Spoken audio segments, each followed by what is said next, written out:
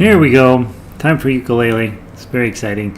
I'm going to go post the link to this activity over on our webpage. The webpage is jollyrogerukulele.com, and every Friday we get together. Oops, Command Z. Every Friday we get together and we play a bunch of music and from the different books. And so today we have, let me get to this right spot here. Three Blind Mice, Killing It, My Spaghetti Monster, and then Kookaburra out of book 1. We have Danny Boy and Last Rose of Summer out of book 2. Laura's Theme, That's Amoré, and Over the Rainbow, Judy Garland style on book 3. So really some pretty legit music today, and pretty stoked about it. Ready to play. I missed last week because of a hand injury, and so I'm hoping today will go well. Let me get over to this window and put this in here, and I have really nice internet here at the house, but I have a computer I think it's the original computer, and so it goes much slower than I wish it would go. jollyrogerukulele.com, and click here, and then click downloads, click ukulele, click there,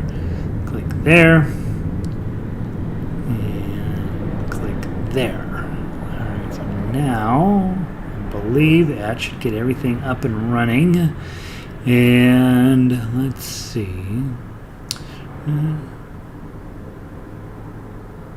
Alright, oh, that's sweet. Alright, so that.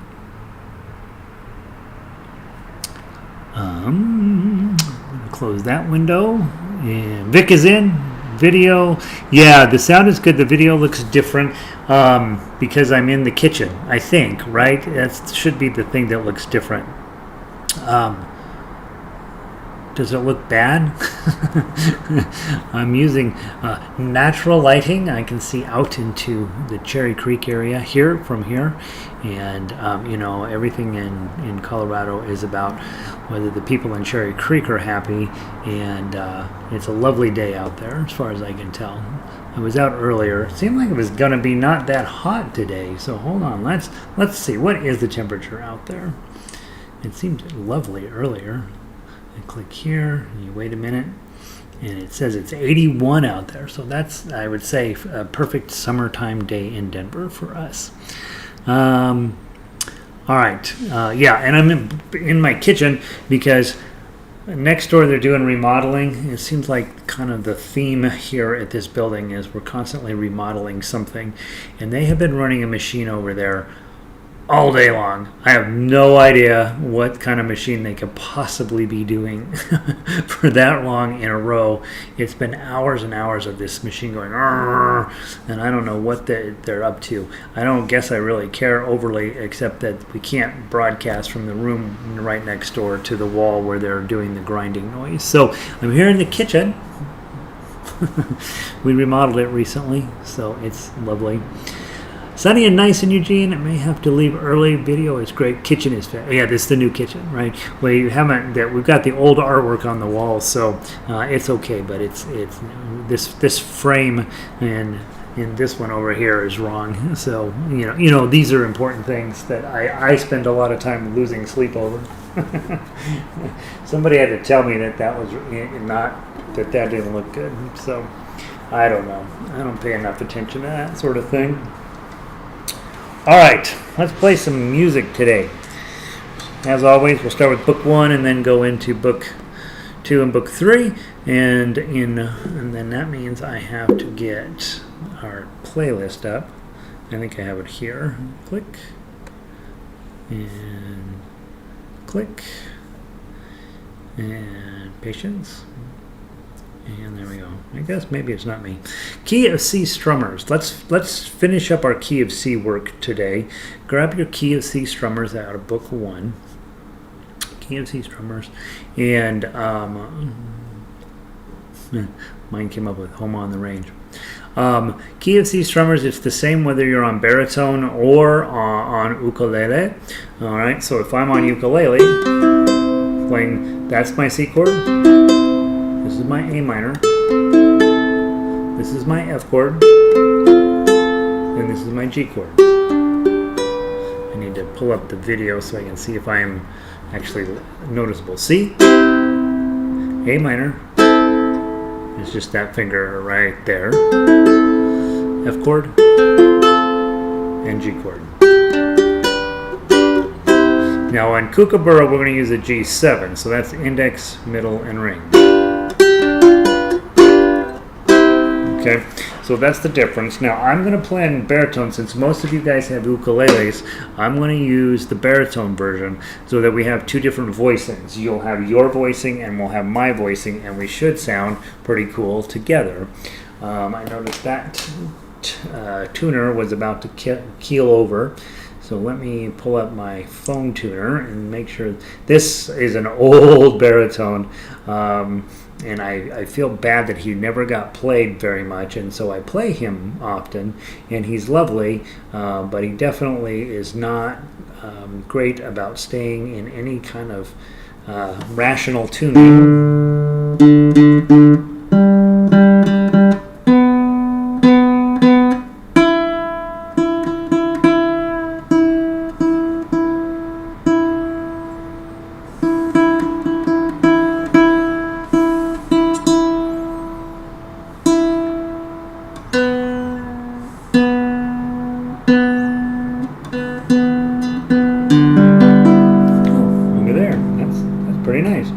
All right,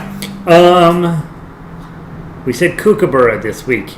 You guys tell me if I'm not telling you the truth, but I'm pretty sure we talked about playing Kookaburra since it's got all four chords in it, and woohoo baritones. Yeah. So we already went through the chords on C on ukulele. Baritone, you're at C chord. Looks like an F chord on ukulele. Okay. A minor, we just add the ring finger. F chord, unfortunately, is the mean chord. Okay, and then G7. Okay, that's what we're going to play. Hey, Ann, happy Friday to you. Shirley made it in. Drag out my baritone. What better way than to play with your class? Yeah, heck yeah, drag it out. You know, get it tuned up. Realize you haven't changed the strings on it since 1973, and then play, right? All right, hey Laurel, good to see you as well. All right, so I'm on baritone, you're on ukulele. Shouldn't matter. We should sound great together. Okay, we're playing Kookaburra. That's on page 2 of the Key of C Strummers, and each verse we're going to change our strum pattern. So in the first verse, thumb down. Okay. Let me do the intro and then we'll all go together.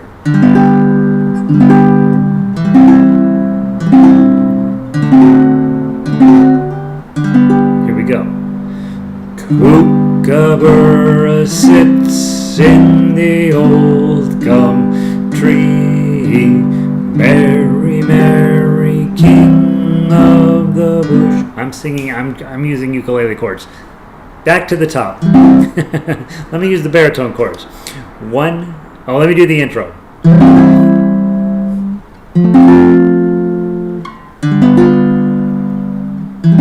Now we can play together. Go. Kookaburra sits in the old gum tree, merry, merry king of the bush is he. Laugh, Kookaburra, laugh, Kookaburra, gay your life must be. Okay, verse 1, just the thumb. Okay, verse 2, index finger, down, up, down, up, down, up, down, up, down. It'll have a lot more energy if we do it that way. Okay, and remember when you're strumming like that, the top of your nail should be going down against the strings, and then the pad of your index finger coming back up. What we don't want is to get your finger in there sideways, where the top of your nail is pointing up here. Your fingers will get stuck between the strings if you do that. So you want them going down so it can't get stuck. Okay. Second verse, index up and down. 1 and 2 and ready, play. Kookaburra sits in the old gum tree, eating all the gumdrops that he can see. Stop, Kookaburra, stop. Kookaburra, leave some there for me. Okay, a lot more energy. You got to sing a little bit louder. And always with me, when you hear singing happening, you know it's going to be bad. So you're like, oh, I'm going to just sing a little louder so I can cover up Gary's singing. Next one, verse 3, we're going to take these 4 fingers, don't use your pinky, thumb on the top string, above the top string, index finger underneath the middle, the third string, middle finger underneath the second string, and ring finger underneath the first string. Now don't stack everybody up like this because you won't be able to get good plucking out of it. You want them at a little bit of an angle so that the thumb doesn't run into anybody, and then index, middle, and ring have somewhere to go. Okay, we're going to do clunk, clunk, clunk, clunk, clunk, clunk, clunk. I'd say that of all of the things I know how to do, this thing right here was the most important thing I learned early on, was just 4 fingers, 4 strings, simple, basic, 1 beat at a time plucking. Okay? Hey Dan, welcome in. All right, from the top, from verse 3. This is the good one. This is the best verse. If I ever wrote this verse, I'd just stop writing music altogether. This thing's brilliant. Here we go. Kookaburra sits in the old gum tree, chasing all the monkeys that he can see. Stop, Kookaburra, stop. Kookaburra, that's not a monkey, that's me. Okay?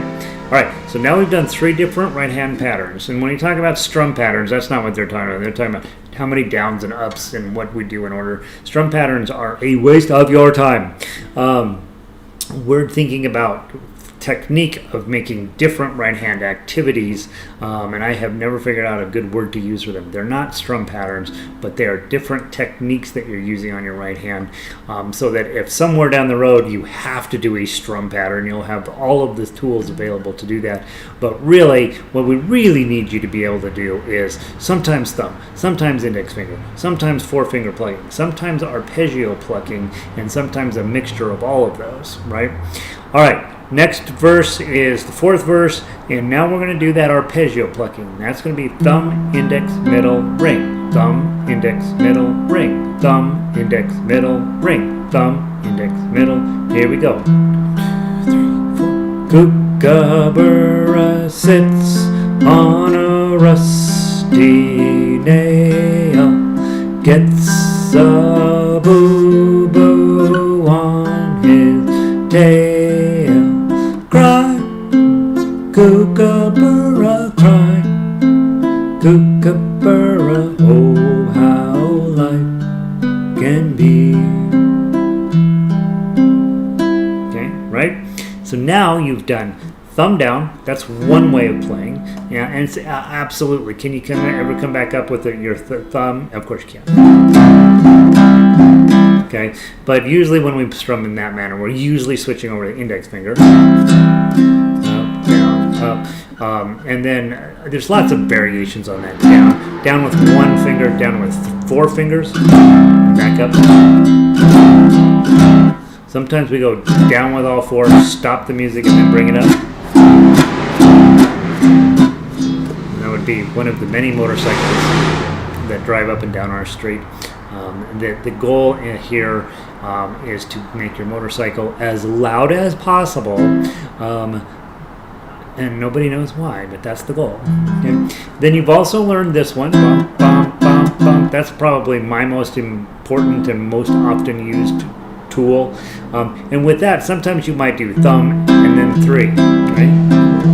Kookaburra sits on the old gum tree, right? That you could do that one.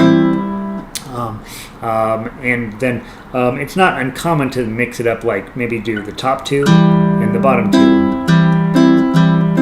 or the odds and evens. So the more versatility you come up with this right hand, the more fun you're going to have and the more interesting music that you can make without learning anything different, just in getting your right hand smarter. So few of us spend enough time working on right hand. And then we just learned, obviously, thumb, index, middle, ring, thumb, index, middle, ring. Kookaburra sits in the old gum tree, right? And so the faster you can learn to do that, you could do that in different order too. Ring, middle, index, thumb. Kookaburra sits in the old gum tree, right? It usually sounds better to do thumb, index, middle, ring, but you can mess around with it, try different approaches to that. Any type of any kind of a pattern you come up with on your right hand, we think of that as arpeggio plucking. You've heard of Travis picking maybe, and that's just a fancy arpeggio picking. And so those are our main choices. We're now on to verse 5. We're wrapping up Kookaburra today. You pick a pattern, a right hand pattern. I don't care what. You know me. I'm going to go plunk, plunk, plunk, plunk. Pick your pattern.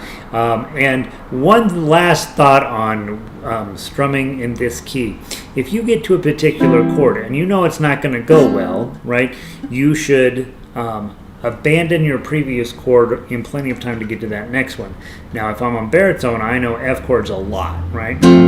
So every time I see that coming around, Kookaburra sits in a rusty nail. I might, on the previous chord, just pluck it once and then give up and get my next chord on, so that I'm on by the time I'm on beat 1 of the next chord. Try not to fall asleep on the chord you're on. We all do it, but it's not preferred, right? Once you get your chord on and you pluck the first beat of whatever chord that is, your eye should immediately jump forward to see what's the next chord I have coming, so that if you struggle with getting one chord on or another, you'll be ready for it. So if you're on ukulele, C's not too bad, A minor's not too bad, F's not too bad. G7 can be a real problem, and G chord can be a real problem. So if you see those coming up, you want to stop strumming whatever chord is right before that, so that you can be ready with your G chord on and ready to go by the time it's the first beat of the G chord. Okay, and it's perfectly fine. If I just did one strum per chord, Kookaburra sits in the old gum tree, and then nobody would give me, well, everybody would ask for their money back if I was singing, but if they had decided they could tolerate my singing, they wouldn't ask for their money back, because they know, right? Kookaburra sits. They know that chord carries you through. You don't need to hit it a bunch of times.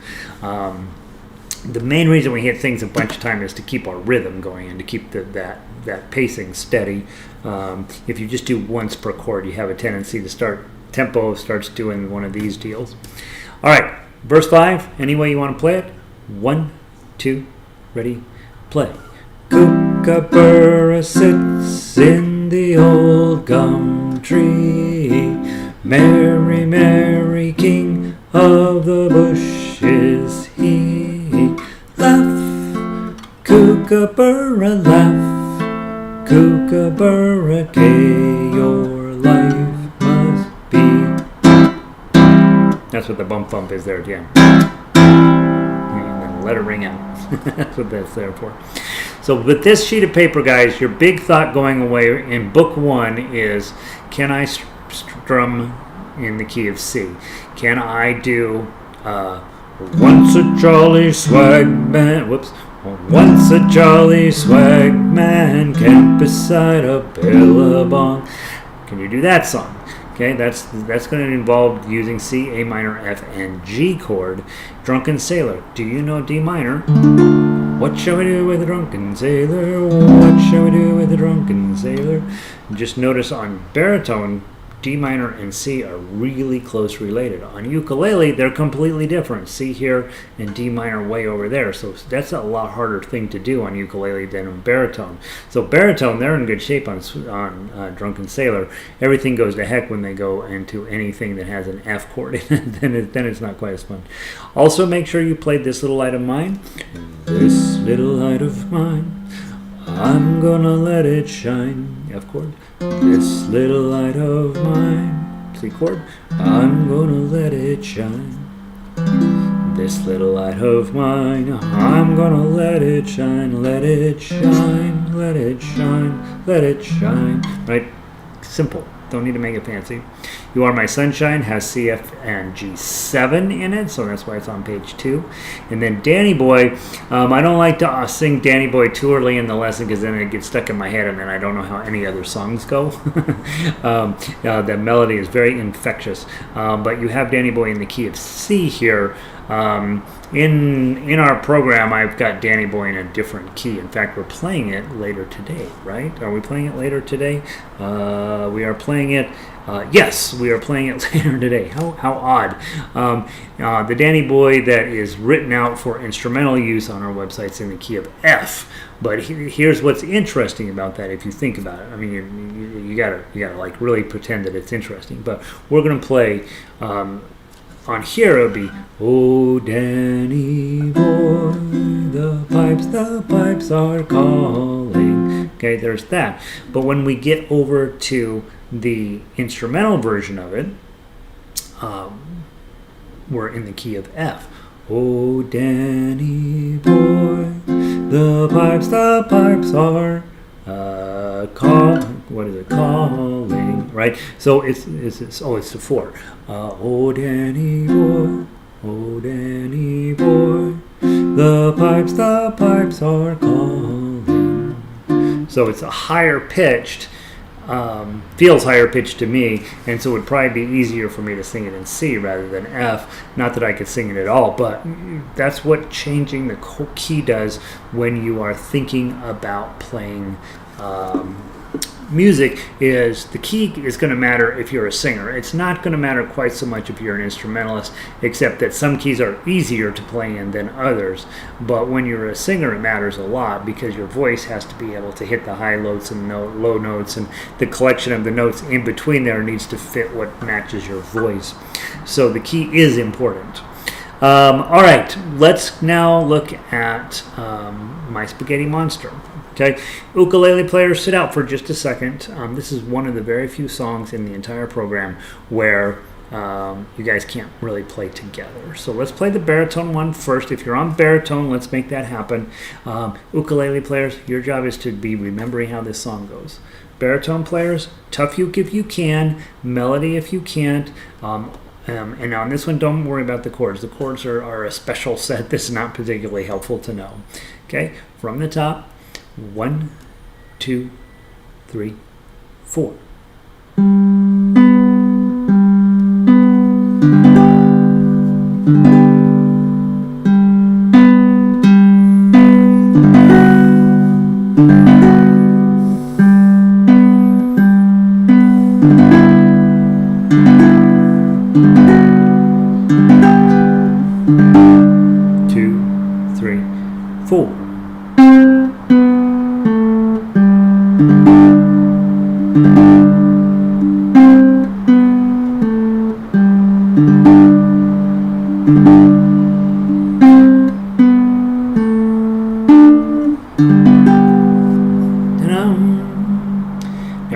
Everybody in Denver in my in-person classes to memorize that so that you have a song that sounds great on your instrument.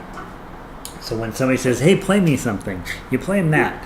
That sounds beautiful, makes it sound like you're a super sophisticated musician, and they can't sing along, and it's not unimportant when you're learning music that whatever music you play, you don't want people singing along to it. It will ruin your day.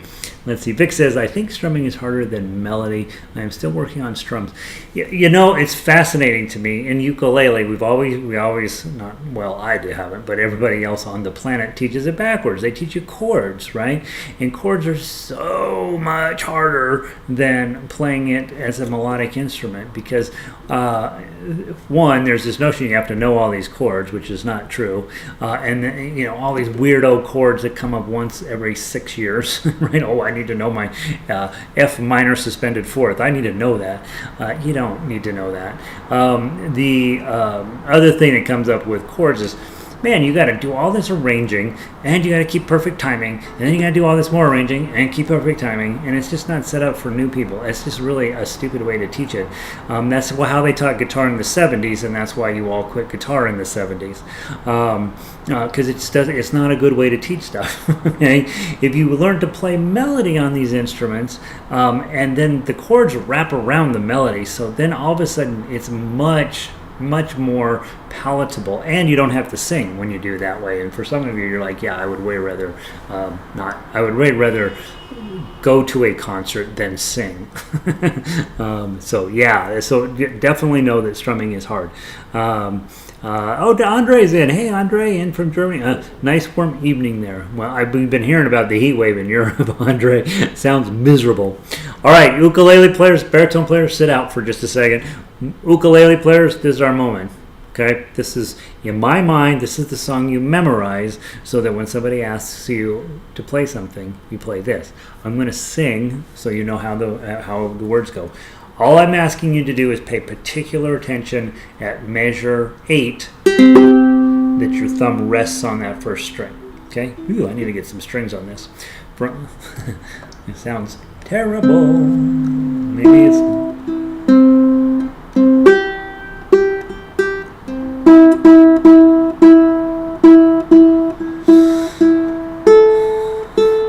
talked about if you don't have to tune up your ukulele ever, your strings are dead. You're supposed to have to tune it up. If it's always in tune, your strings are not doing you any favors. Get new ones on. Every single year at least, if you're hardly playing, if you play ukulele a lot, I have one person that needs to change strings every 3 or 4 months. So, but that person's putting in a couple hours a day. At least once a year for most of you that are pretty advanced players, twice a year, and then for a few of you who are serious about this, you're going to be changing strings more often than that. All right, My Spaghetti Monster, from the top to the bottom. Let's try to get this one memorized. 1, 2, ready, play. Spaghetti monster, playing ukulele,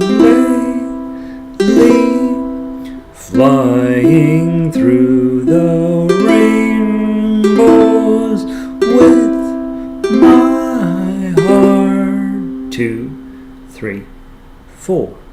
Tasty marinara, yummy parmesan, we're Pastafarians. Isn't that a nice little tune? Right? If you play that for somebody, then they'll be like, "Oh, you're a really good ukulele player," and then they won't ask you anything else. They don't want to know anything else because they know somehow you're going to rope them into doing something. So take that song, try to memorize it so that you have one song in your repertoire, one that you can play forever for anybody who ever asks you to play something. And then, obviously, as you get to be a more advanced player, you're going to find more sophisticated songs that you want to put into your repertoire. But make this one your first one. I ask you to memorize Frere Jacques, the pattern there. I ask you to memorize My Spaghetti Monster, and I ask you to memorize the chords in Happy Birthday. Those are the only 3 things I care that you just have solid in your brain, and that way you can play with chords. That way you can teach somebody else to play ukulele, and that way you can do a chord melody piece of music, and that's everything there is, right?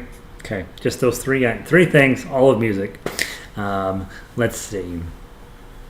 Oh yeah, the 8-string ones. I have a 10-string ukulele over at the shop, and every time I get it down, I'm like, I hate this thing. All right, now this week, 3 blind mice. By the way, next Friday I'm probably going to ditch. I have my first week of back to the university coming up on Monday. I think everything's going to go smooth and all that, but I might ditch next Friday. I haven't decided yet.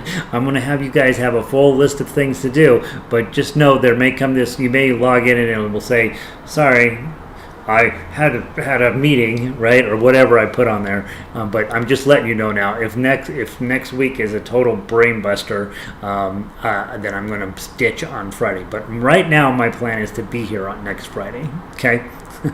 I wish I could be clearer than that. Let's talk Three Blind Mice. There's no part of you that thinks that playing Three Blind Mice is important, I hope, right? You're like, I don't know why he's having us play Three Blind Mice. This is a stupid song. It's only stupid in the sense that the song is dumb, right? The skill set here is really important and really exciting. So go straight to Tuff Axe, okay? Here's what I need for you to do. It's thumb down on every single thing. Every single note has a thumb down on it the whole way through, and all you need to do is just make sure to get your index finger. When there's a 1, it'll be in one of these strings. When there's a 2, it'll be on one of these strings. And when there's a 3, it'll be on one of these strings. So you got string 1, or I'm sorry, fret 1, fret 2, fret 3. This hand will not move other than to make sure you've got your finger on the right string.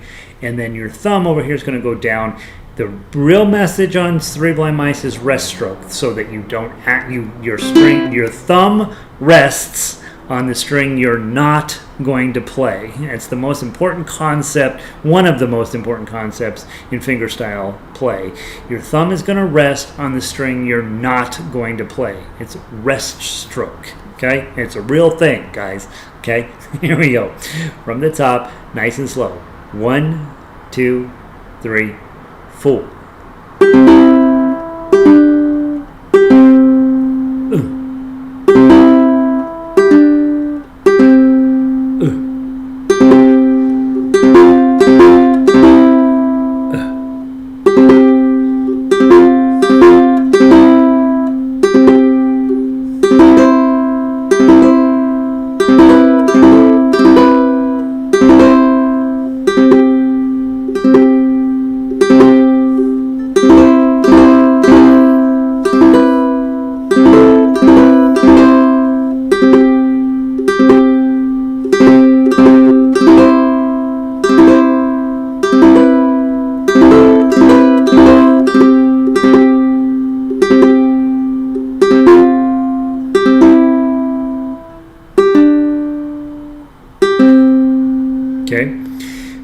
Same exact thing on baritone, except you're in the key of G.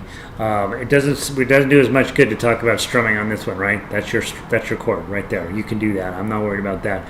We're talking about rest stroke here, and that's the thumb coming down until it gets to the string you're not going to play, and then it rests on that string.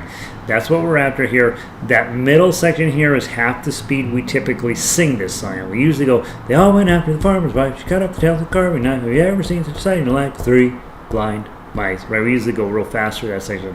This is set up to go really slow because you're not working on the song. You will never play this song ever again. What we're really working on is getting your rest stroke clean, neat, and nice, because it is going to come up as a main topic through book 2. And so I want to hear the rest stroke to really be meaningful. The other thing, those of you guys have been around a while, you can make this more interesting by adding in your claw plucking.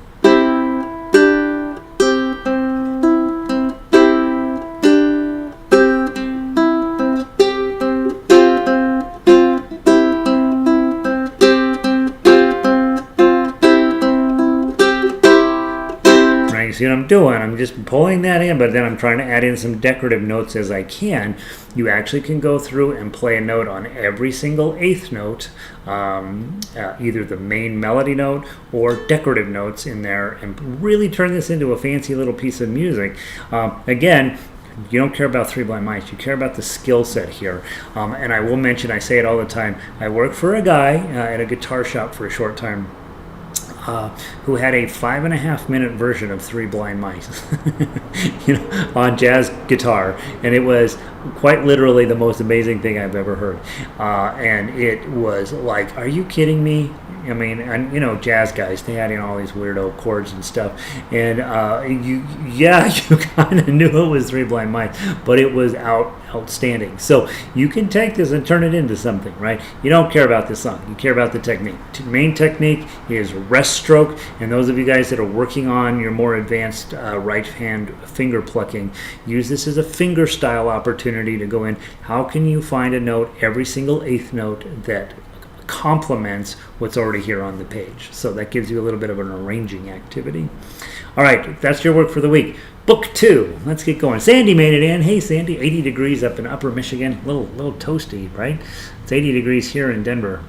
All right. Let's see. Whoops, I wasn't going to use that. My goal was to leave me and you guys up in the same window. And I am broadcasting from my kitchen because they're doing construction next door, and they have been running a machine all day long that I don't know what it is, but I was like, this is not going to work. And of course I knew the minute we started the broadcast they'd turn off and they wouldn't be working anymore, and now you have to listen to the motorcycles coming up and down the street. It's always something, right? Let's go grab Danny Boy. Let's grab the ukulele version first. Danny Boy, ukulele version, please. Danny Boy, book 2. Danny Boy in the D's. I always try to just scroll down, which is never a good idea. Danny Boy on ukulele first. Baritone players, you know your chords. F chord looks like that. Your B flat looks like that. Your C7 looks like like your C chord, but you're adding your ring finger there. Okay, and is that the only chord? Is this a 3-chord song? Oh, there's a D minor in there. Okay, there's your D minor on baritone. Those are your baritone shapes. When we're talking about chords, at book 2, we don't really emphasize it overly, but as we get into book 3 and then the really advanced stuff, we stop thinking about chords as, this is the D minor. We really think about it as the D minor shape, right? But that can show up in lots of different places on the fretboard. So we start talking about shapes more than chords, because sometimes we're going to be doing chords that are so weird it's a waste of time to try to describe them. Oh, here is your G diminished 7th chord, right? It's a bunch of words. What you need to know is that's that shape, right? And or whatever it is. And so so start thinking about shapes. So when I say we're going to do the F shape on 5, ukulele players know that's the F shape. There's on 5. Turns out that's a B flat. All right, Danny Boy. You've had this for a couple weeks. I'm sure you've worked on it every day, so you're going to be great at it. And I'm really excited to play it with you. Jen is in. Is Charlie with you? Yeah, Charlie is. Okay. Nice, cool summer day. Yeah, we're having a beautiful day here in Denver. Philip is in, off work and ready to rock. Nice. I know. We got to go back to school, Philip. All right. He's been at school the whole time, I think. All right. Danny Boy. Couple of thoughts. I'm going to play it one time with my plucking finger, and then the second time through I'm going to play it with my thumb. Danny Boy is soft and beautiful and sweet and sad and all that, so it's probably going to be better with thumb, but that doesn't matter. It matters that you're working on technique to try to make it both ways, and whichever way makes the most sense to you is how you will ultimately play this. All right, and it's got a 1 beat count in, right? So I go 1, do, Danny. I know. I'm like, yeah, Philip, we're going back to school. And he's like, I've been there all summer, dude. Whatever. Yeah, we got it. We start school on Monday. All right. 1 beat count in, 2 times through. 1.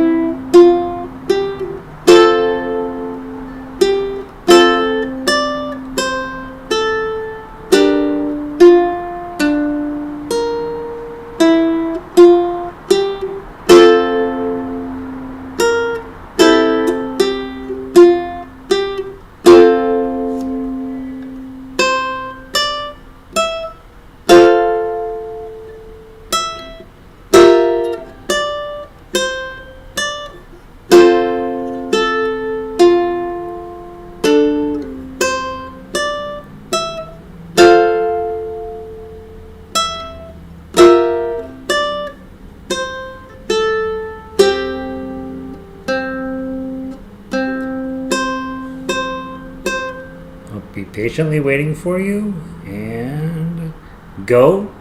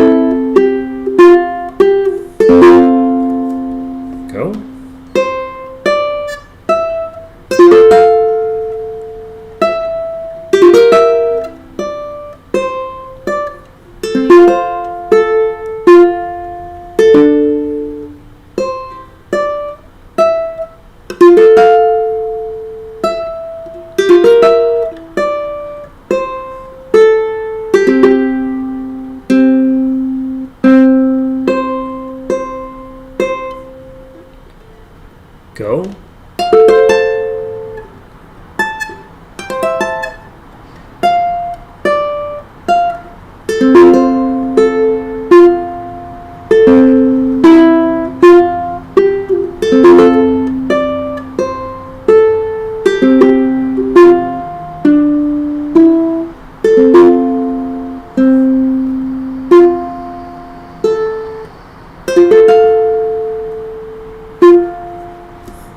Okay, nice piece of music. If I had played the 10s on the 10 instead of the 12, that would have made that one little section a whole lot prettier. But what are you going to do? All right, so that's the ukulele version. Now let's switch over to the baritone version, and let's talk about that. It's been quiet at the library. I actually have been going over. Philip works at my university. It's my university. No, at the university. Here's the thing I found out about my university. One, they have a sports program. I had no idea. It's quite developed too. We have all these beautiful ball fields I did not know existed. I've lived in Denver my whole life. I had no idea they had all this stuff. They got this massive gym over there. It's crazy. I've been going over and using the what you call it, where you lift the weights, the weight room, and it's been lovely, and there's been nobody there this summer, so it's like my own gym.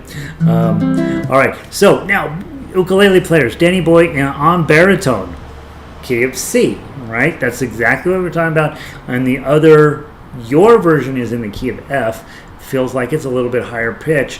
This one's in the key of C, which is the same as in the little strumming book we just did in book 1. And so now these are your chords. Oh, Danny boy, da, da, da, da, da, da. Right? So you can play C, F, G7, and I think there's an A minor in there. Yep, and there's the A minor over there. So these are ukulele chords from book 1. So you should be able to give us 4 beautiful beats. You should be able to do something fancy and interesting with your right hand. Maybe some arpeggio picking, maybe some straight plucking, maybe some boom chucking. Oh, Danny boy, the pipes are calling. Right, so turn it into that one of those, right? And so you ukulele players have to back us up. Okay, those of us on baritone, we need you to be cool. These are your chords. This is who you are as people. We're gonna play the Tuff uke version, and you're gonna fill it in with something beautiful. The wellness center, is that what they call it?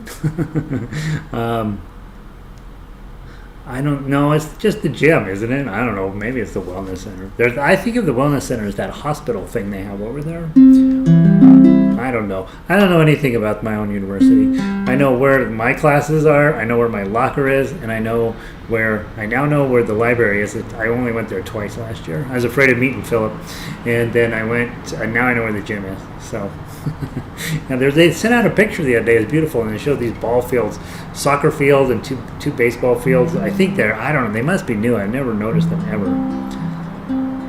Yeah, over near the library. Yeah, over near the library. Yeah, it's the library, and then that little house where the art gallery is in, and then the gym. The pool is closed. I don't know why. Here we go, Danny Boy. Okay, 2 times through. Philip and I are going to talk about going back to school. You guys just play among yourselves. Oh, you only know about the library. Well, you work there. You're like, I just got to get out of here. I'm off. I'm going home. From the top, 1 beat count in. 1. No, let me do it right. 1.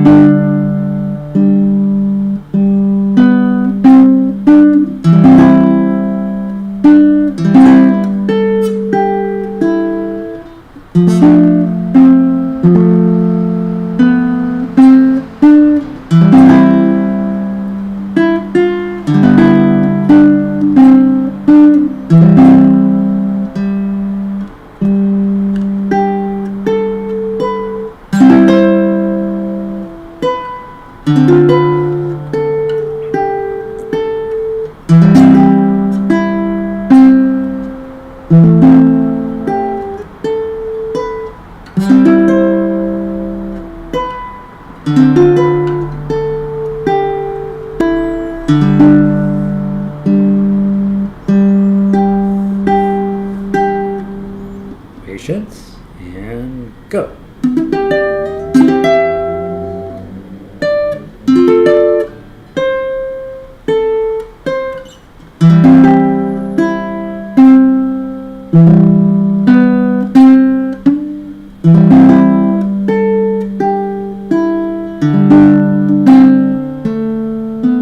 To the top.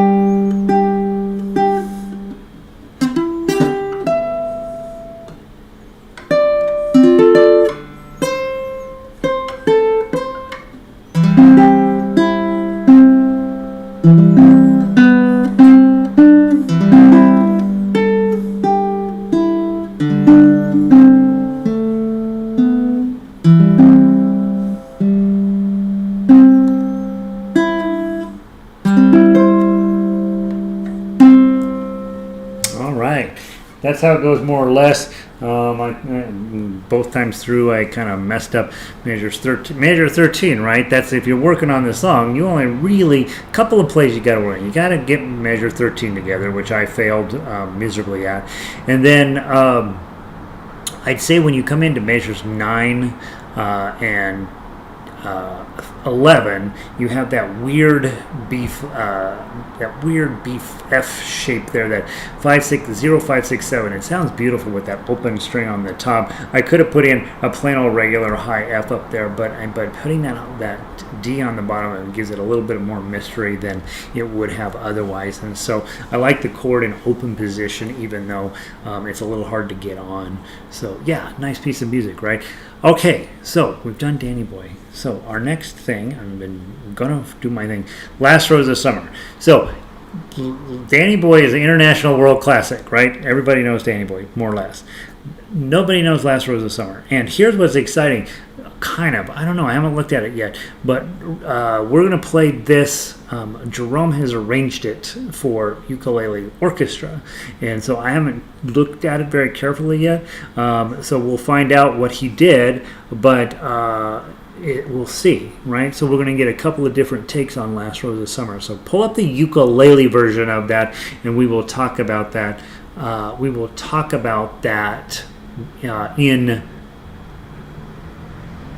We'll study it in ukulele, and then it's the same in baritone, just in a different key.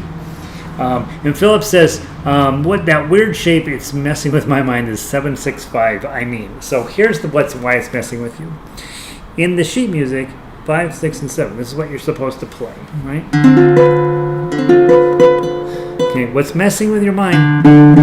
That note there does not go with these notes. And so what's happening there is really you have this chord is going on with the melodies tucked up under here. So the melody note and the bass chord are already fighting each other. Now if I could have arranged it like that, super hard to play, right? So rather than that, I just dropped the bar and gave you that shape, which we don't do very often. It feels like your regular E minor looks like this. It feels like the backward version of that, and it's down here on 5. And then you get, and it's just much cleaner, much prettier, just as weird. It just takes a minute to recognize it as you're pulling up to it. You're like, oh, I got to do it that way. Yeah. Let's see. What's the next song we're doing? Last Rose of Summer. 12, 8, 9, 10. Oh, yeah, 12, 8, 9, 10. 8, 9, 10, 12. So here's what's going on here, right? Your F shape in baritone or B flat shape on ukulele. Just up here on 8. And then your melody notes on 12. Okay? So you could do literally your B flat shape up here on 8, pinky on 10. But it just seemed easier to write it like this. Well, it'd be written that way in tab either way, but you could put a full bar there. And if you do this, then you're for sure going to get that one string down. Yeah, so interesting, right? All right. All right. Once we get into the book 2, I no longer make promises that the chords are going to be easy. You just need to play it more. Yeah, maybe I'll figure that out. That's the purpose. That's how the difference between you being a great musician and being an okay musician. You just gotta play it more. Last Rose of Summer. Thomas Moore, super famous Irish poet. Scottish? Irish. He's the Irish one. Burns is the Scottish one. And somebody went through and put all of his poetry to music. I have this huge book that is amazing, and I'm like, why would we need any other music? This thing is awesome. And I go through, even YouTube has very few people playing it, so someday I'm just going to sit down and put all of that stuff on ukulele. It would just be 4 years of nonstop Irish music. Let's talk about the stuff in here. Okay, you got this shape, right? Your D shape or A shape on baritone, G chord here, okay, and then A chord. Now, if you have been with me, D on your thumb. That puts E, F, G here, and A here, right? D, G, A. They're going to always be fast friends, 1, 4, and 5. Here they show up in this song. And guess what? D, E, F, G, A. What hangs out over here on 6? A minor chord, in this case B minor, and what shows up at the bottom of the page, but a B minor, right? So this is standard issue 145 with a 6 minor chord in it. So no matter what key you switch this into, you would just be playing 1, 4, 5, and 6 minor. Okay. So now this is in D, which is one of those keys we do teach, but we play it a little less than the others. This is how you know if your ukulele is the right size. If you can barely cram everybody in here, it's probably the right size for you. If you cannot cram everybody in here, you need a bigger ukulele. And for some of you with nice big round sausage fingers, baritone may be your best bet. Okay, there's no instrument where you can get more room than baritone. Even guitars don't have as much room as baritones, right? And if you can't do that, then you should take up tuba or something. So D is in here. You got a G chord. 'Tis the last rose of summer. I can't sing this at all. Left blooming all alone. Okay, so that's what's going on here. I'm not going to sing because it's brutal. And so we're going to go through and play just those. When we get to the B minor, that's where you just already know. You're like, oh crud, there's a bar here and here. Bar on this and minor shape here. And then your melody notes on 5. So you're going to be putting on bar, minor shape, it's the A minor shape up on 4. And then your pinky is going to run your melody at 5. Okay, and you're like, oh, I'm not going to do that. That's too much work. I'll just play the 5, right? Which is fine.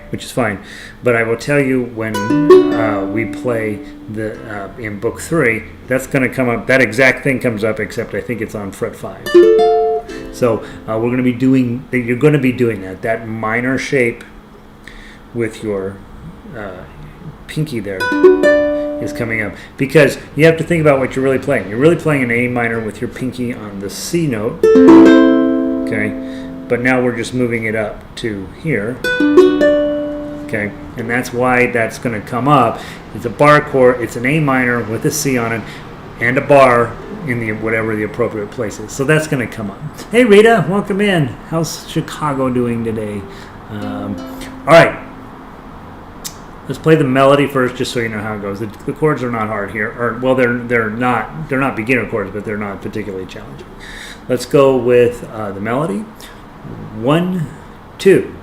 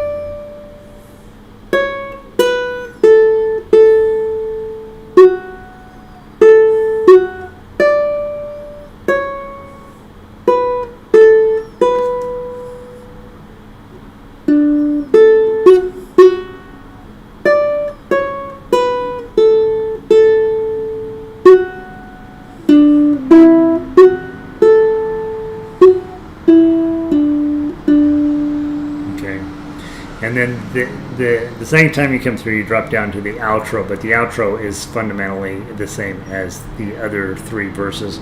You see it's a little repetitive, right? A, B, A. That's what you're dealing with here. Okay, so with this, quarter note equals 80 is pretty slow. This is the last rose of summer. It's sad, right? So don't. Years ago, we played this as part of an Irish medley, and I could not get the orchestra to slow down, and so we played it super fast, and it doesn't fit the spirit of the song. You're supposed to play this slow. Let's play the Tuff uke real quick, just so you have a chance. And baritones, of course, yours the same. It's just you'll be in a different key. I'll talk you through it from the top. 1, 2, 2, O, strum, 5, 4, G chord, D chord, 2, 2, O, strum, O, 2, A chord, slide up, 2, and then grab the D chord.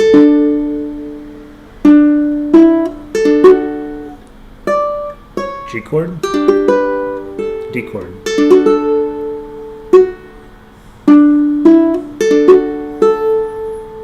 A chord, slide up, D chord. G chord with your pinky, 4-2-0, D chord. Here it is, bar, ring, pinky. Slide to the 4, to the 2, and then right back to that big deep B minor. Okay, 2-0, D chord, 5-4, G chord, D chord.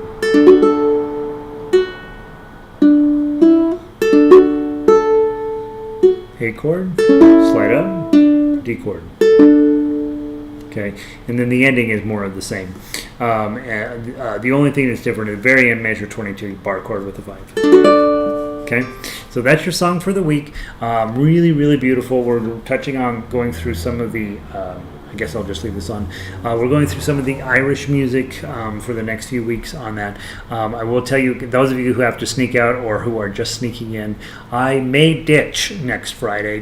I start school on Monday. We'll see how the week goes. I think I'm set up fine. I'm planning on being here next Friday, but you know how your first week of anything, you come home and you're demoralized and sad, and you're like, ugh, we'll see. Hopefully I'm in good shape by Friday.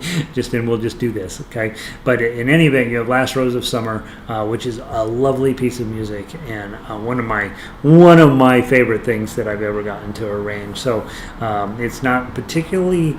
It's definitely book 2 challenging to play, but the key is to try to get it as clean and pretty as you can.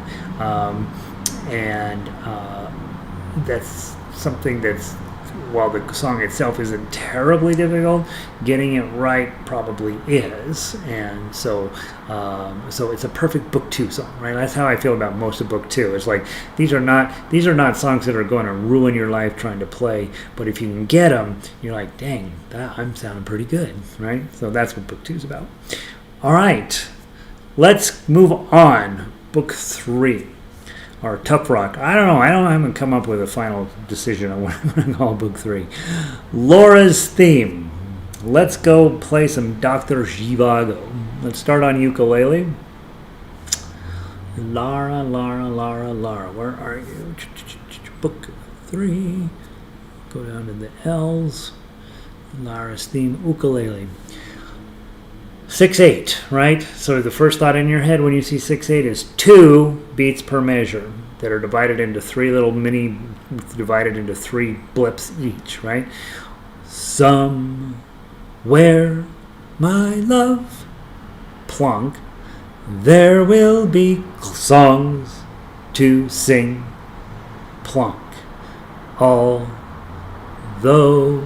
the snow, plunk, covers the clunk with spring, clunk. So you're thinking 2, right? And so let's see if we can get that feeling built into the music today. Let's see. Oh, we got a whole bunch of people join us. Jacqueline is in from Deer Creek. Jacqueline, she's like Carmen. Where in the world is Carmen Sandiego? Jacqueline's like that. She's all over the place. Linda's in, 82 and cloudy. Love the Irish music. I love the Irish music too. The difference is some of you aren't, like I have some Irish in me. My grandmother's name was McCarthy. I think that probably means she killed somebody at some point. And so I have Irish blood in me, and when you play Irish music, you just immediately start crying, and you don't know why. Love it. I haven't heard it before today. Oh, you haven't heard it before? Okay, good, Philip. Nice. Love the Irish tune so much. This one's new to you. Okay, it's interesting because sadly it shouldn't be new to you, right? It's a beautiful piece of music. Let's see. All right, see you, Vic and Andre. Oh, good. Yay, we're having a good day. Somewhere, my love. If you don't know this, you haven't seen Dr. Zhivago. I don't know where else you'd run into this song. So we play down to measure 40, and then we come back to measure 1 and play the whole thing a second time. The second time through, you're going to skip measures 39 and 40. Okay? So, hey, Red. She's 20. You're 23% Irish. Let's see. What does that make me? I don't know what my dad's side is. So I might be 75% Irish. Who knows? Or 25. I don't know. My grandfather was on my mother's side was German. Sila, right? So I've got that in me too. I think I got a little bit of everything. I don't know. Here we go. Somewhere, my love. We're book 3, so I'm not going to tell you too much about it. Hopefully you've had a chance to look it over. 1, 2.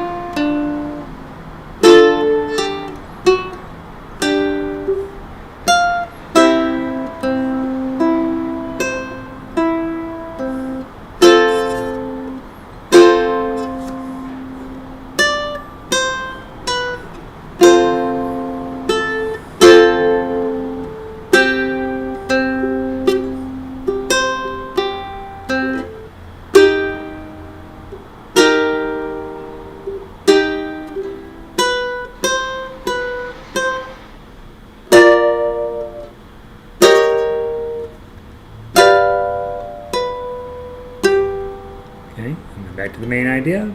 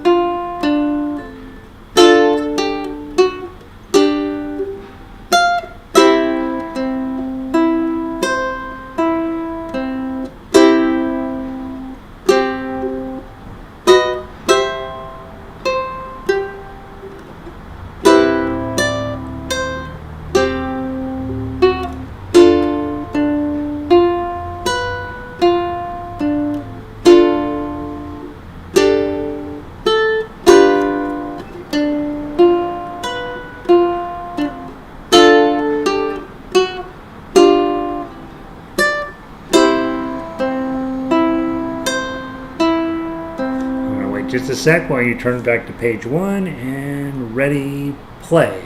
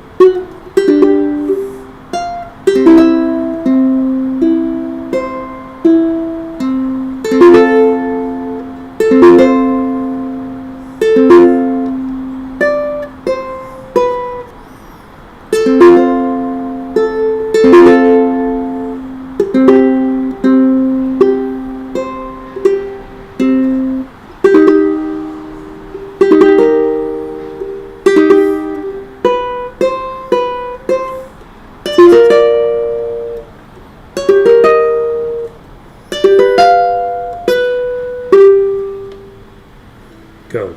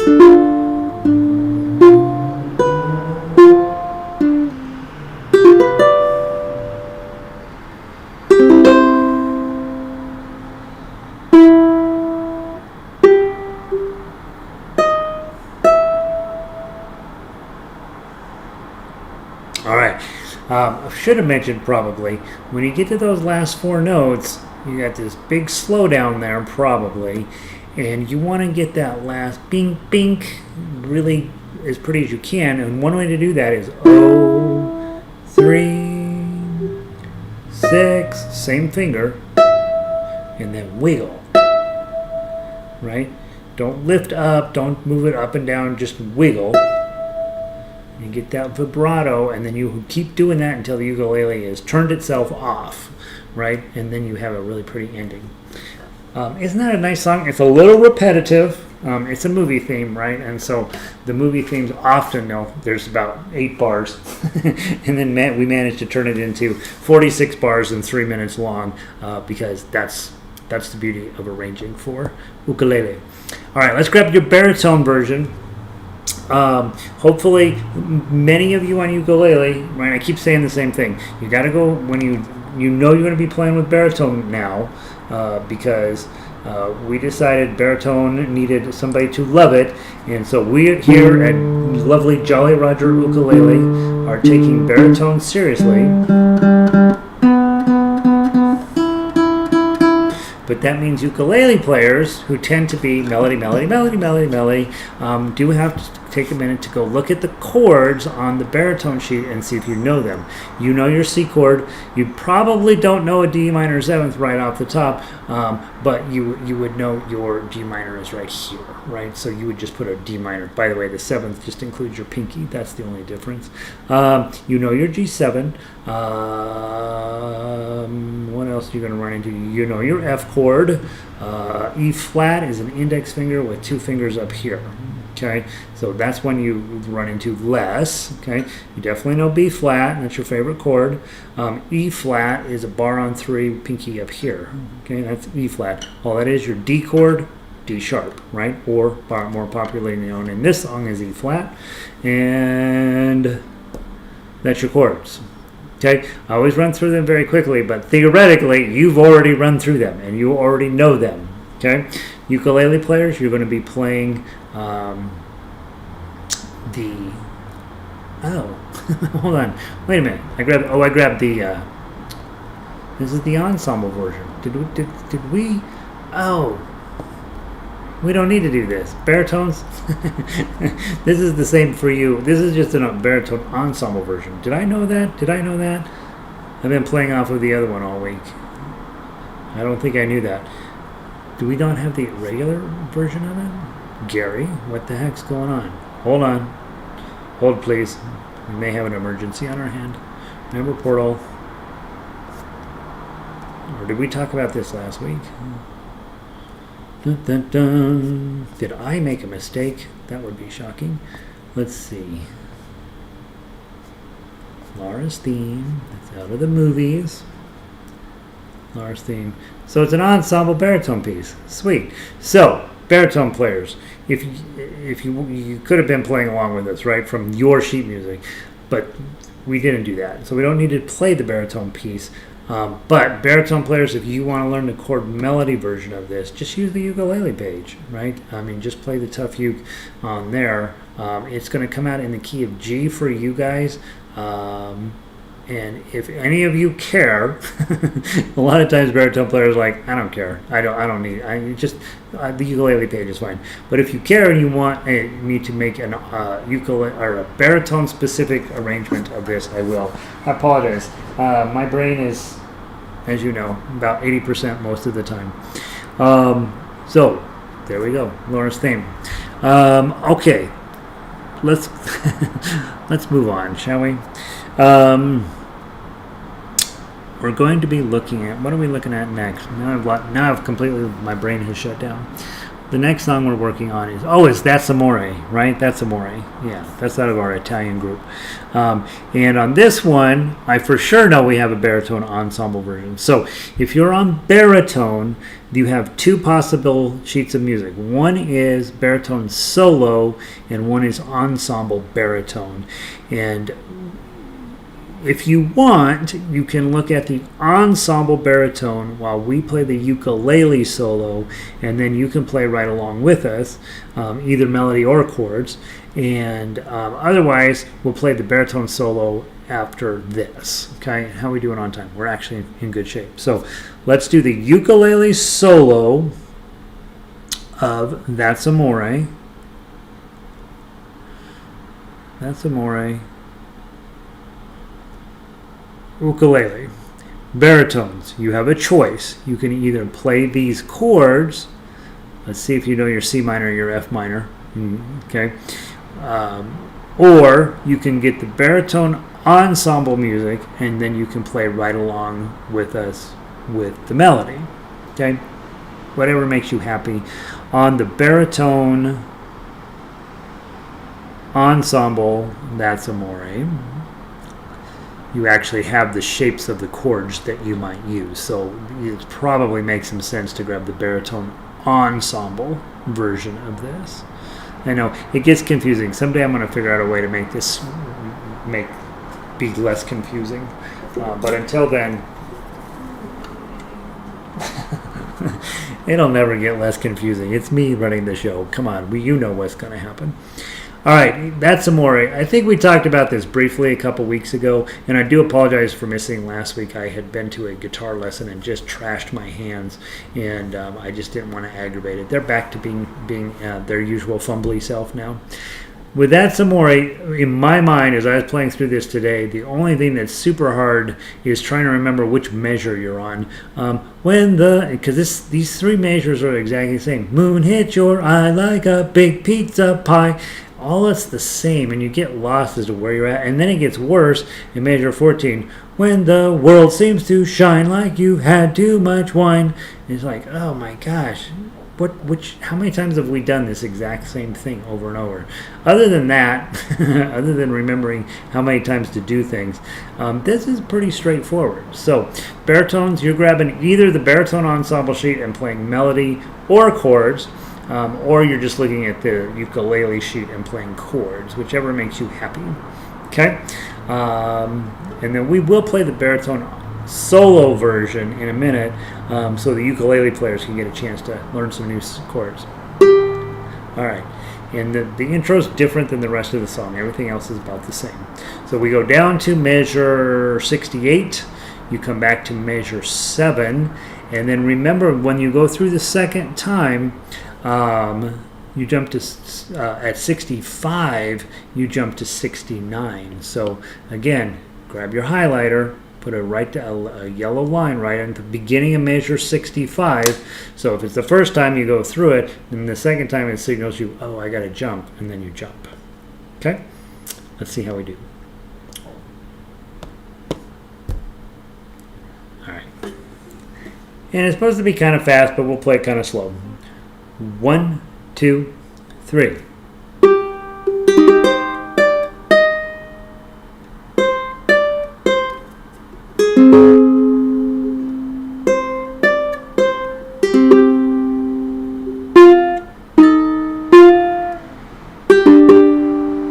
Hold that for a long time. That fermata should be over the first note. Oops. I believe.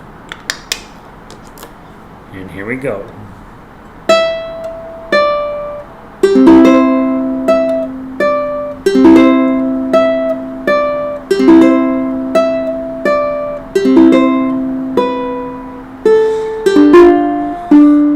Okay. Diminished. D minor 7, G7.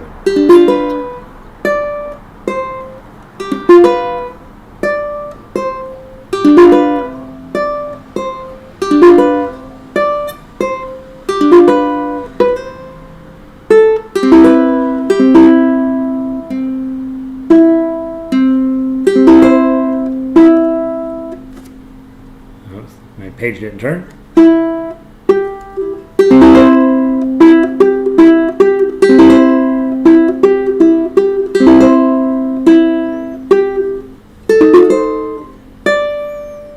Go. On 3.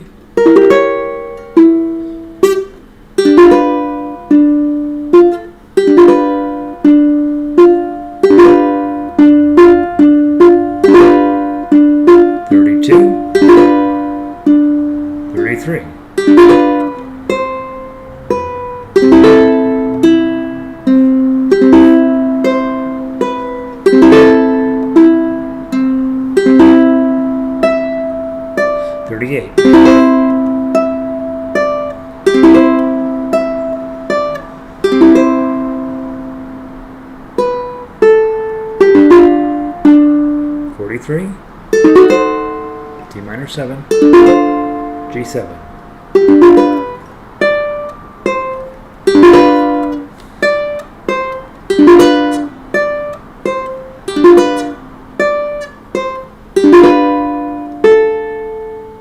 E7 on 50.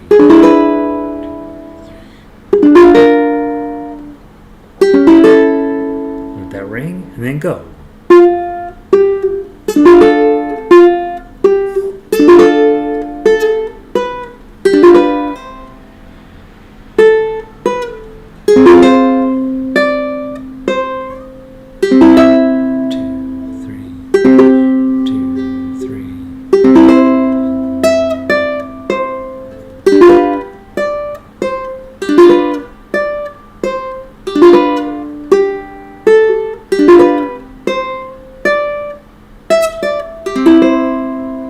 Measure 66. Okay,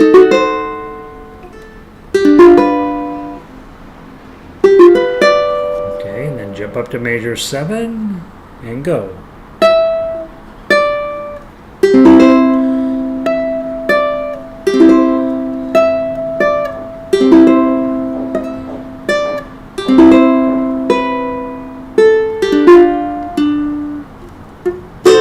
Two, three, 2, 3.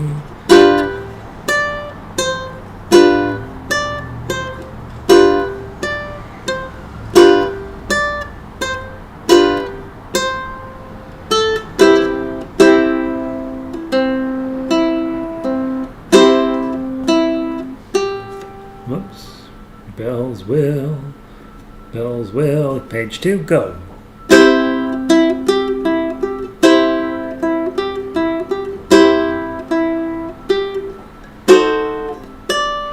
And then go. On 3. 29.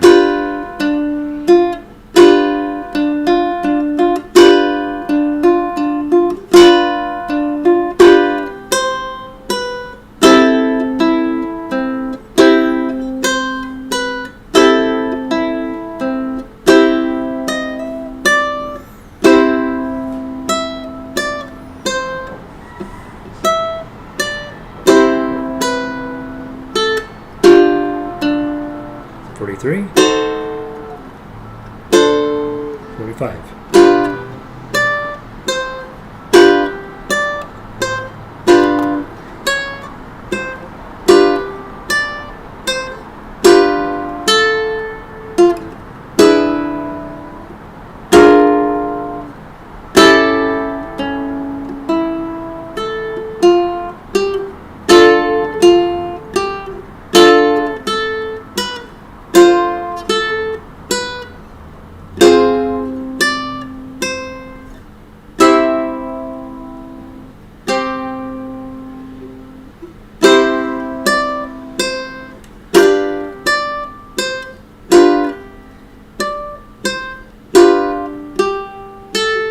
Second ending.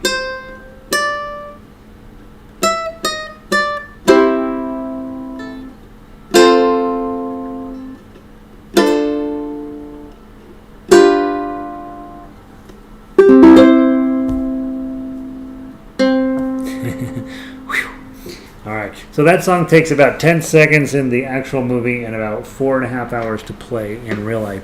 But isn't it fun? I love it. I think it's so cute. Yeah, I did one time with my thumb and one time plucking, and I would say it was definitely better with my thumb. Who knows?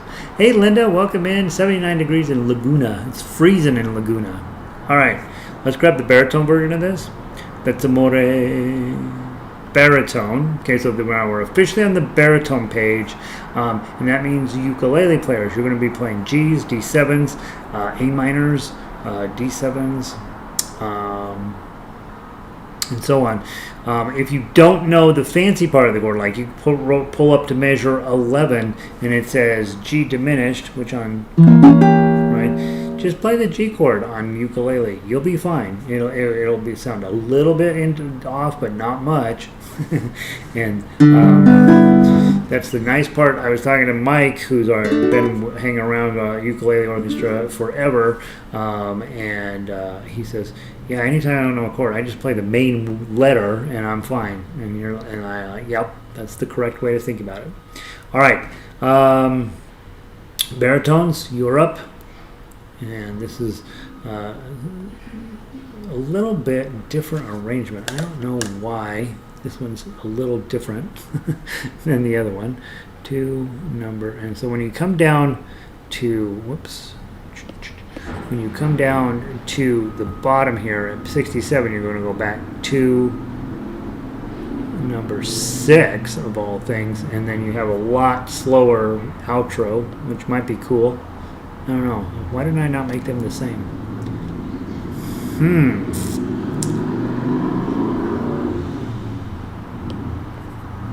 That's interesting. You know, I always play from the ukulele sheet, and so sometimes I get to the baritone, and sometimes it's better, and I'm like, well, I should make the ukulele sheet like this. So maybe I improved it and then didn't copy-paste it back. All right, let's see what happens. Let's play it. 3-beat count in, and then we'll go. 1, 2, 3.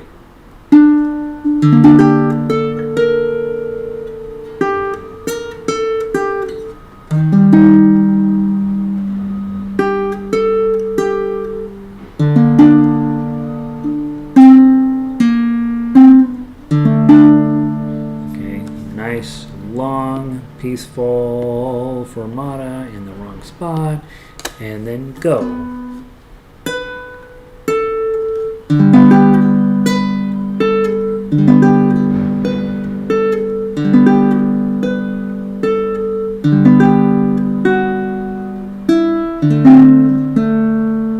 G chord, A minor, and D7.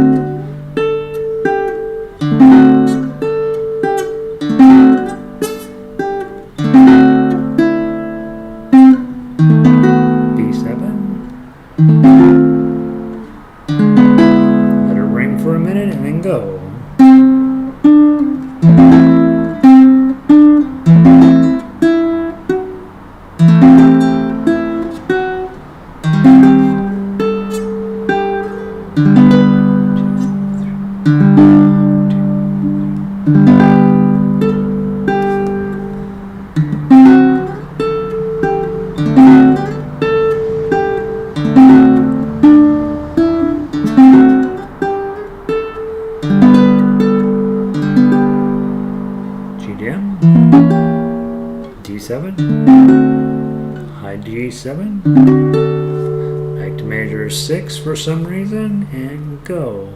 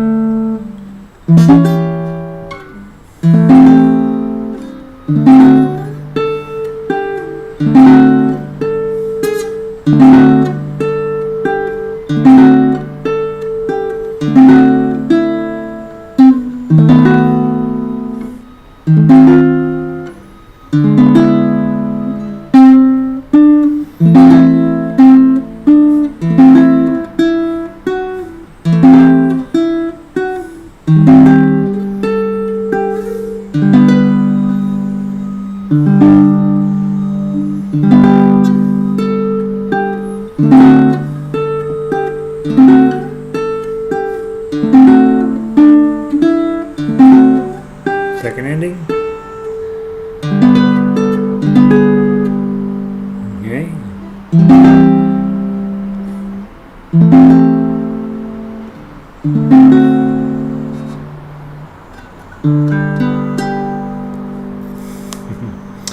Alright. I'm going to make a note that match to ukulele. Yeah, I don't know why the number system is a little different on this one than ukulele. So, but same song, everything plays basically the same. All right, there's that. Whew, that was a lot. All right, now let's talk about your week ahead. I'm grabbing up our thing to make sure I'm telling you the truth. We talked about, if you tuned in on Monday night, we talked about Over the Rainbow as an ensemble piece, as a get-together with your friends kind of piece. So let me now talk about it with you very briefly about it. How come this isn't coming up? Over the Rainbow. Over the Rainbow Ukulele. This is a kind of an advanced piece, you guys. Now, here's the thing about it. Whenever somebody knows you play ukulele, they expect you to play the Israel Kamakaole's version of Over the Rainbow / Wonderful World. Right? That's probably why you bought a ukulele. We're never going to do that because you can't sing like Israel, probably, and it's just chords, and it's just this one particular shape it's this one particular pattern that you're supposed to do exactly like Israel did, and you can go watch 8,700 videos these days on how to do that strum pattern.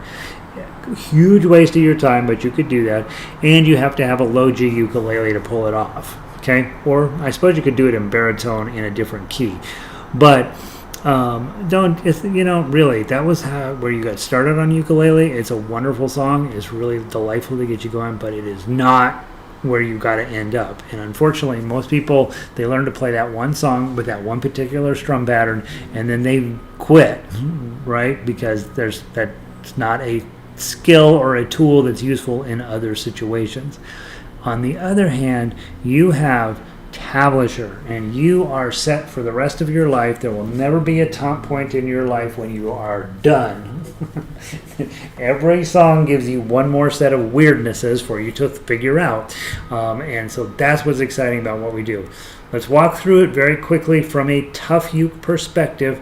We're not going to necessarily play it today. You're going to be working on this song until there's a day down the road somewhere where somebody will say, that song is stupid. We're not going to ever play that song ever again.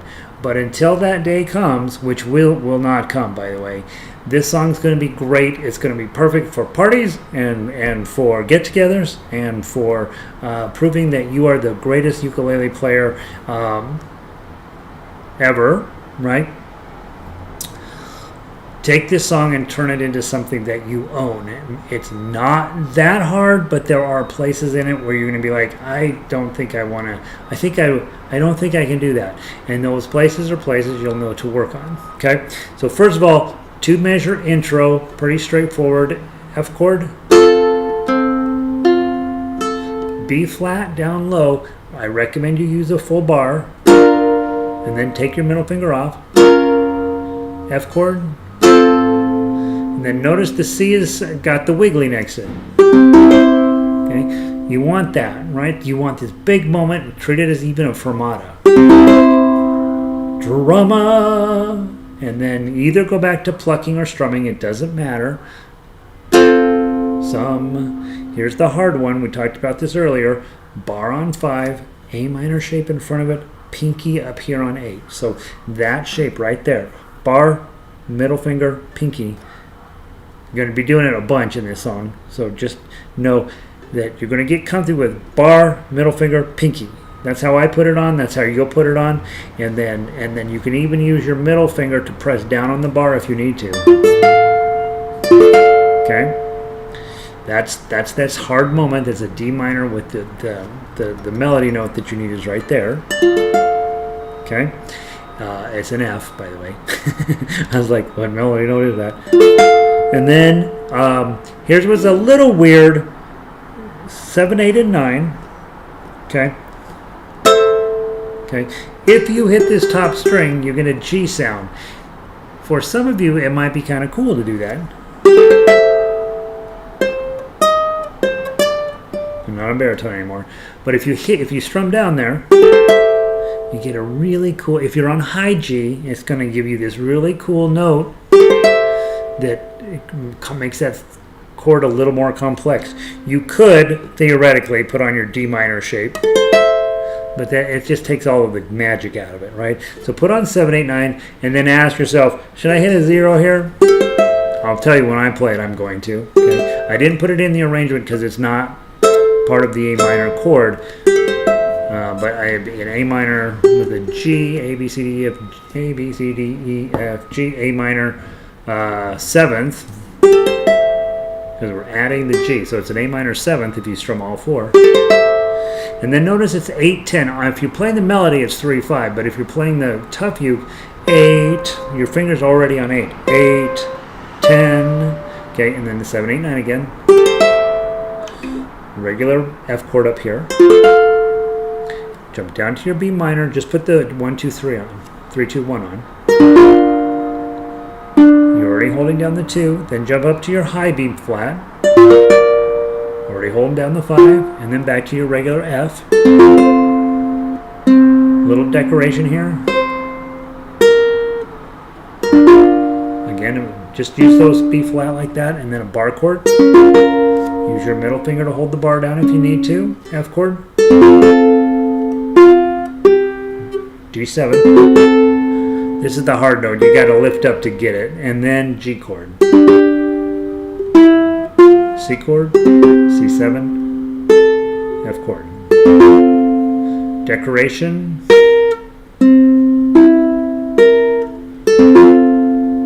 This is the same.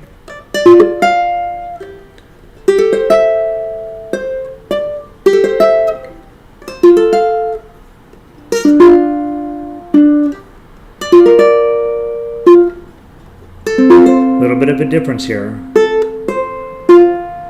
Now I would point out, all I'm doing is adding my ring finger on the 3rd string, 3rd fret here. I haven't moved anything else after that F. This is a note that doesn't belong in the chord, and that's what makes it a cool transition into the next moment. So if I go from that F in 14,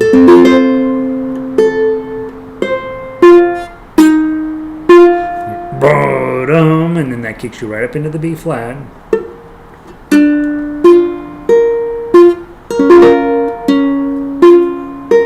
That's why you want to use a full bar when you make your B flats right there, because if you have a full bar on, you don't have to mess around with your bar. You're already done with the whole measure. The next, everything just stays there. Okay, measure 16.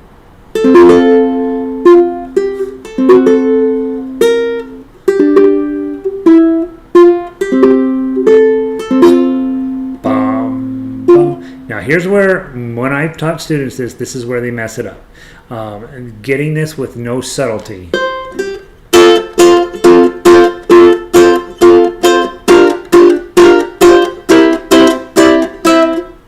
Don't be that person, okay? You want to get this as pretty and as beautiful and as smooth as you can. Okay, someday I'll wish upon a star and wake up where the and way up the neck. Okay, so try to be subtle and beautiful here. And let me give you my example.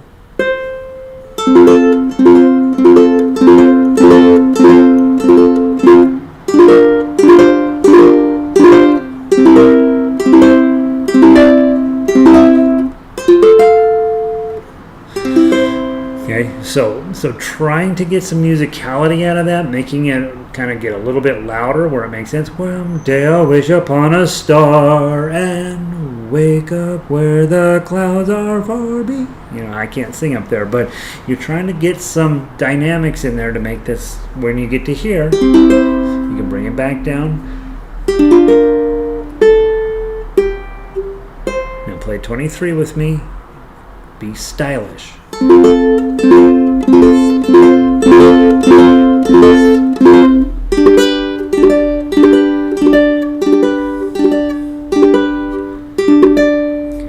Measure, last thing in major 24 is now, there's that 7, 8, 9 again.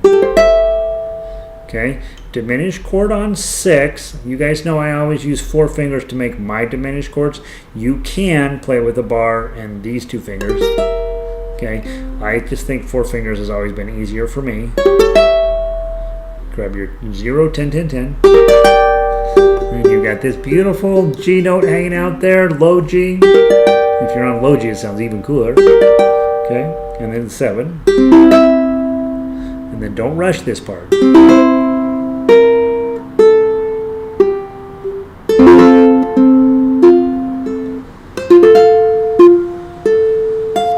Go into page 3. So there's that 7, 8, 9 again.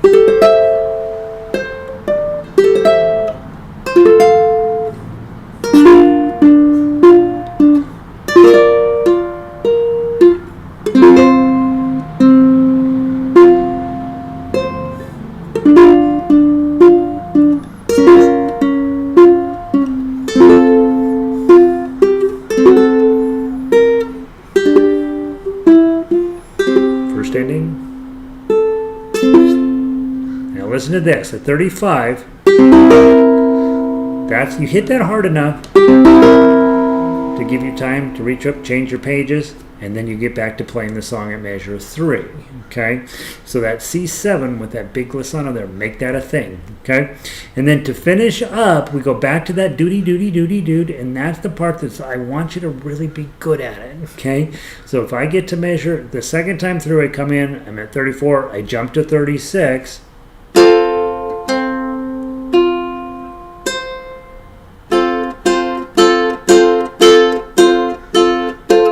and watch this, these are quarter notes.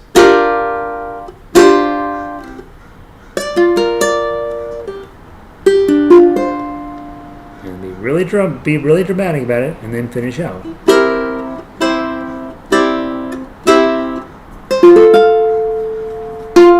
Alright, and then let you hang on to that chord until your ukulele dies. It's going to be a song that you can play every day for the rest of your life. It's really beautiful. Judy Garland hit it a home run with this thing, and so let's make sure that you own a version of Over the Rainbow. And by the way, the kids these days have only heard Israel's version. You can introduce them to Judy's version, and they'll think you're doing something unique, whereas we thought Israel was doing something unique. All right, have fun with that. Again, those of you guys who came in late, Red, tell me where 7, 8, 9, 10 is. I don't know where you're talking. Tell me which measure you're talking about, and I will speak to that question. Next Friday, I anticipate being here. However, next week is also my first week of school, and I may end up, in a mess, just timing-wise. And so plan on being here next Friday. Plan on having Over the Rainbow ready to roll. I'll post enough stuff on the website to keep us busy. And then theoretically, you guys will be playing Over the Rainbow better than I play it, and you will have something really worth hanging on to for the rest of your life, because this song is amazing. Let's see, Jan says, I adore this version. I sing it as a lullaby to my grandkids, and now they know it, right? Yeah, it's fascinating. People really don't know this version anymore because, the Israel one. But so now you can go back and replay that. 7, 8, 9, 10. Oh, so that's the question. Oh, I see what you're saying. So what Red is saying, hey, can we play 7, 8, 9, 10?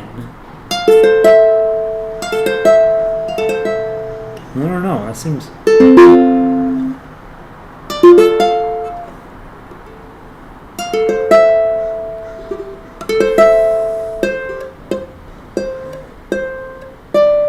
I don't know if I like it. It's pretty cool though, right? It's supposed to be a 9, but that sounds boring. I'd go with 0, Red. 0, 9, 8, 7. But 10 would work. It's a little different. It's pretty cool. All right. Red wins in the jazz department today. Shirley, thank you so much. Great choice of music. Wonderful. Yeah, seriously, all 3 pieces today were pretty nice. You guys have a wonderful weekend, and I will now remember Monday night is have a song ready. This weekend, if you get something on recorded on your phone, Dropbox it to me, and we'll play it next week for the celebration. I don't anticipate having a ton of people next week because frankly, people are being lazy about getting back up to speed, and so it might be a chance for you to become world famous on YouTube among tens and tens of viewers, and so this could be your breakout debut performance, and so I will see Monday night 7 p.m. Denver time for our end of summer celebration, and then we'll have a couple weeks off for most of you. Those of you guys that have been in orchestra for a while, I'm going to need you on the 29th to play the rough drafts of everybody's sheet music, and then we will take a week off, and then we will be back for full time for orchestra. And my intention is to keep this Friday afternoon class going. So for those of you who have no interest in orchestra, well, put it that way. For those of you who need to work on your solo skills, that's what this class is for. And and that's the plan. So you guys have a wonderful weekend and I'll see you Monday night, and then a wonderful week, and I'll see you back here next Friday. Theoretically, unless Philip makes my life too difficult, in which case then I gotta drop out and move under a bridge and all that stuff. So you guys have a wonderful weekend. Let's see, Shirley says, thank you. Philip says, have a nice weekend, everyone. See you Monday night. Monday night, right? All right, guys, peace.